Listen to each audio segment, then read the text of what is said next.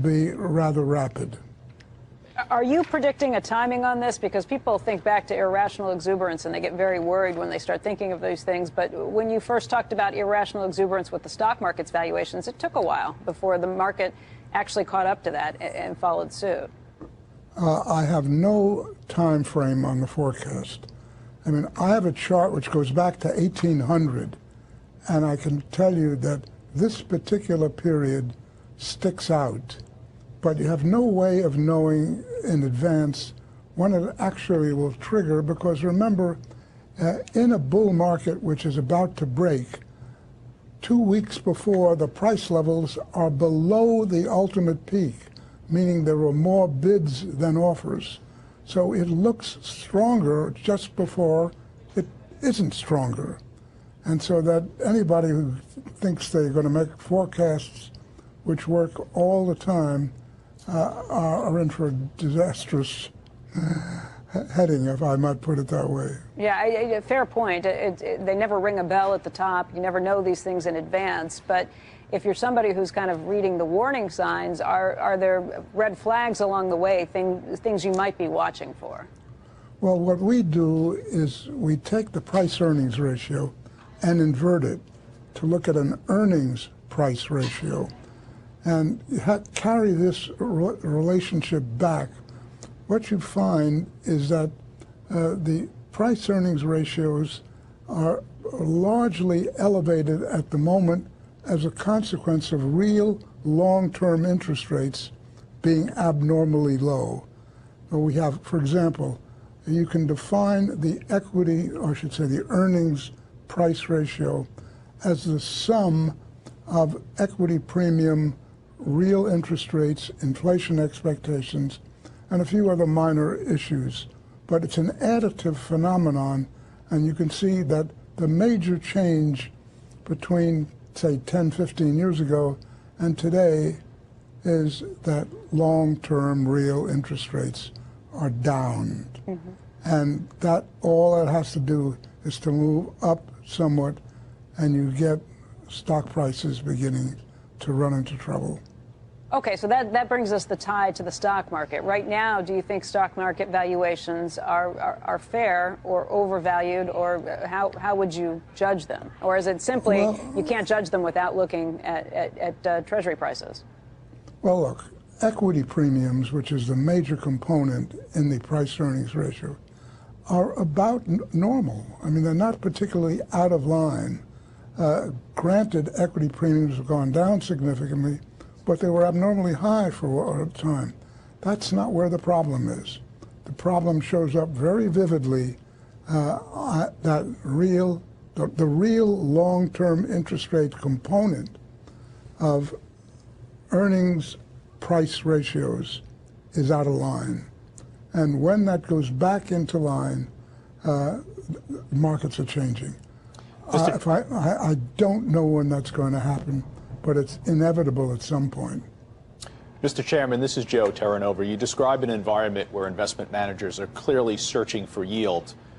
In that search for yield, we've created strategies over the last couple of years which are clearly using passive indexing and significant amount of ETFs in portfolios. Does that concern you at all, where we are in the cycle and describing the environment as you have this morning?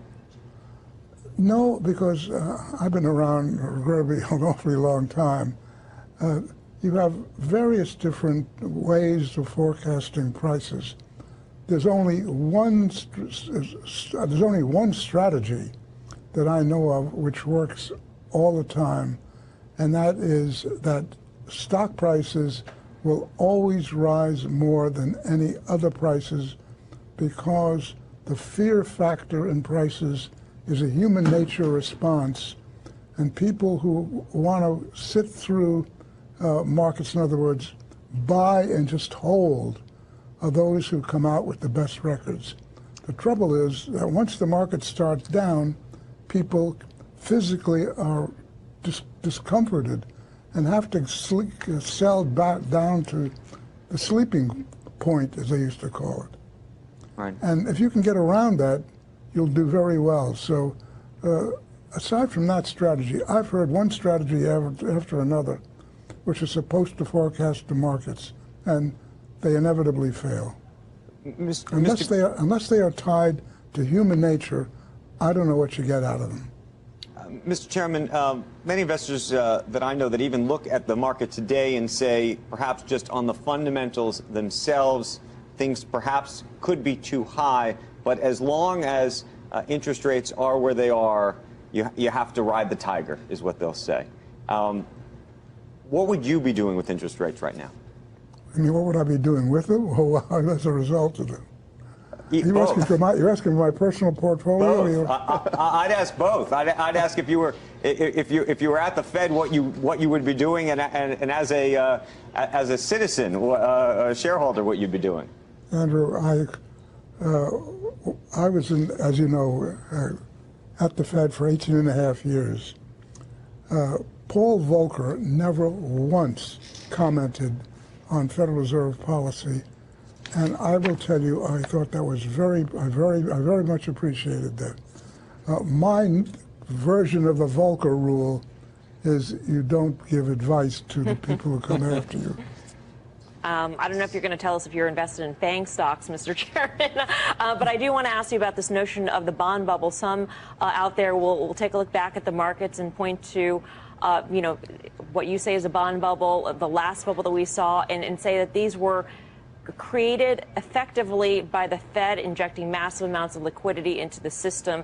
At this point, would you say the Fed has the power to ease this bond bubble off the ledge, or do you think it's more likely that the Fed will do something that will cause this bond bubble to pop? Those are the types of questions I don't answer because they are, in effect, commenting on current Fed policy. And ask somebody else. Alan, I have a very different question then. One of the things that there has been a lot of speculation about is who should be the next Fed chair. I won't ask you to speculate about names, but I will ask you this. In terms of temperament, in terms of disposition, in terms of the job itself, a lot of people look, obviously, at Janet Yellen. You've heard names like Gary Cohn out there, and there was a quote just this week from the president saying the president wasn't sure if someone like Gary Cohn would actually want a job like this because he's a bit more of a deal maker, perhaps, than somebody who wants to necessarily look in a very patient way at interest rates. What do you think of the role itself? Fed chairman is fundamentally an economic forecaster. All policy depends on what your forecast is. Therefore, the success of your policy really is judged on what your economic capabilities are. And so, as far as I'm concerned, having a forecasting CEO of the Fed is the most important characteristic of the job. And I might add the ability to grit your teeth as markets go against you and the pressures, especially from the Congress, become overwhelming. If you have those two functions well in hand, anybody who fits that pattern, to me, is fine. If you don't get that pattern, you're going to run into some troubles because you have to have a technical forecasting ability, and you can't always rely on the terrific Federal Reserve model of the economy, so-called FERBUS, which is the best of those types of models. But models don't always work, and you have to have your own judgment or you'll be at sea. Chairman Greenspan, I just want to go back to this point and make sure I'm not misunderstanding things. People like you, people like Warren Buffett, don't make calls on the market very often, times that they think things are either too high or too low. And I just want to put a finer point on this. The idea that you are saying now that you think the bond market is in a bubble that could burst, not claiming it's going to happen today, but you see only one direction for where this is headed, that to me sounds like an irrational exuberance type of statement. Am I fair in assessing it as such? Becky, perfectly fair. Do I go back and say, what I was trying to say in that AEI speech in 1986, I believe, 86, whatever it was. In any event, what I was trying to say is you never be quite sure when irrational exuberance arises. I was doing it as part of a much broader speech and talking about the analysis of markets and the like. And I wasn't trying to focus short term, but the press loved that term. I'm sort of now questioning whether it was wise to put it in the speech, because that's the process which happens. And I think the question is, I said, how will we know when the markets do that? I wasn't saying that it was going to happen right at that point, but the Tokyo market collapsed when I said it. It's a disturbing process because you have to be terribly careful with your words. Would I have been surprised if the